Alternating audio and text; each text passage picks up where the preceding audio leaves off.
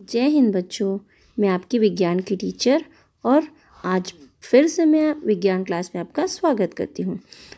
मुझे उम्मीद है आपने अपनी छुट्टियाँ बहुत ही मज़े में बिताई होंगी। तो बच्चों चलो अब हम अपना सेकेंड टर्म का पढ़ाई फिर से स्टार्ट करते हैं। तो बच्चों आज हम भौतिक विज्ञान के अंतर्गत इकाई 14 चुंबकत्व पढ़ेंगे। इसके मेन टॉपिक्स हैं चुंबक के गुण, चुंबक के प्रकार एवं उपयोग, चुंबकीय प्रभाव एवं चुंबकीय बल रेखाएं, चुंबकत्व का विद्युत धारा से संबंध, पृथ्वी का चुंबक की भांति व्यवहार करना। तो प्राचीन यूनान देश के लोग काले पत्थर से चमत्कार दिखाया करते थे। यह पत्थर एशिया माइन के मैग्नीशिया नगर में पाया जाता था, जिसकी वजह से इसका नाम मैग्नेटाइट पड़ा। अंग्रेजी में मैग्नेट तथा हिंदी में से चुंबक कहते हैं। इसमें कुछ अद्भुत गुण पाए जाते थे, जैसे वह लोहे का टुकड़ा उसके पास ले जाया जाए तो उसको वह आकर्षित कर लेता था।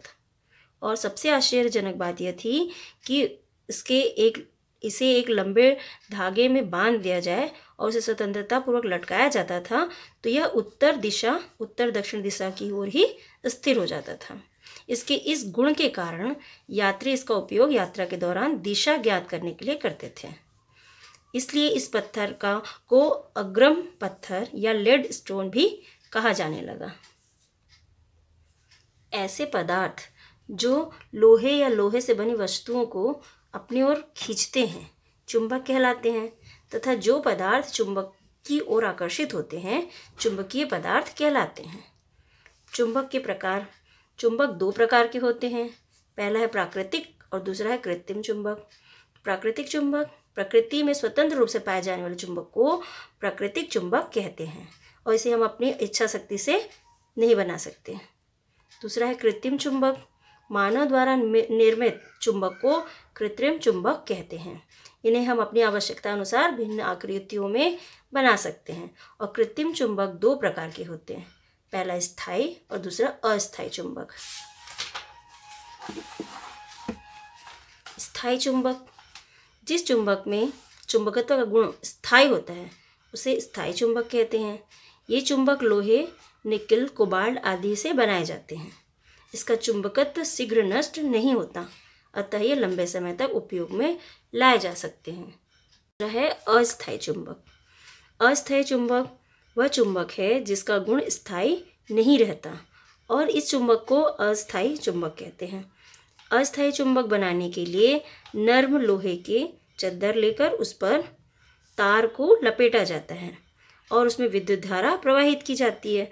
जब तक विद्युत धारा प्रवाहित होती रहती है नर्म लोहे में चुंबकत्व रहता है तथा धारा प्रवाह बंद कर देने पे चुंबकत्व समाप्त हो जाता है।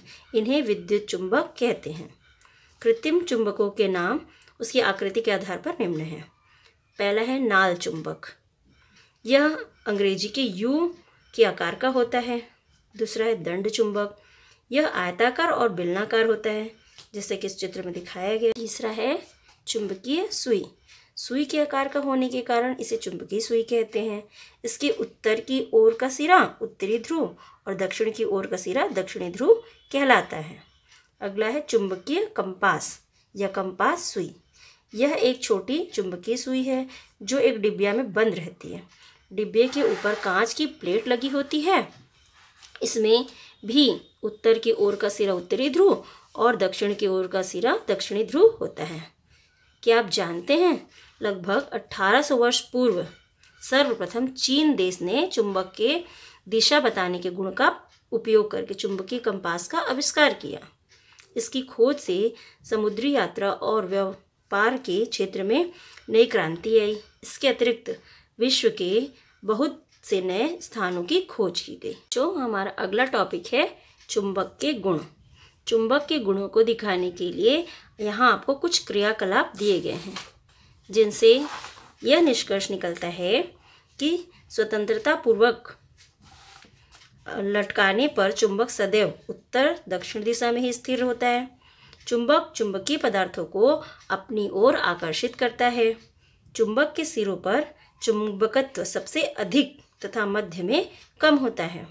चुंबक के असमान ध्रुवों में आकर्षण तथा समान ध्रुवों में प्रतिकर्षण होता है।